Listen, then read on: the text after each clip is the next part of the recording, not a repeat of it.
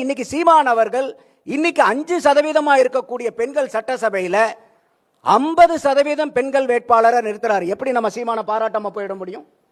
அப்போ இந்த மாதிரி ஒரு அடிப்படை ரீதியில ஒரு பலமான அடிப்படையை கட்டமைக்க முயன்று இருக்கார் சீமான். அப்போ இன்னைக்கு இது வெற்றியை கொடுத்துருமா?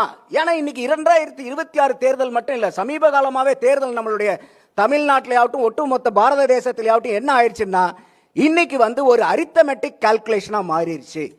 இன்னைக்கு கூட்டணி அரசியலா மாறிடுச்சு. அப்ப இந்த கூட்டணி அரசியலுங்கிறது சீமான் அவர்களுக்கு ஒரு பெருத்த பின்னடைவா இருக்கு. என்ன காரணம்னா சீமான் அவர்கள் தெளிவா சொல்றாரு, இல்ல என்னுடைய பயணம் நீடித்த நிலைத்த பயணம். நான் இன்னைக்கு ஜெயிச்சு முதல்வர் ஆகணுங்கிற அவசியம் கிடையாது.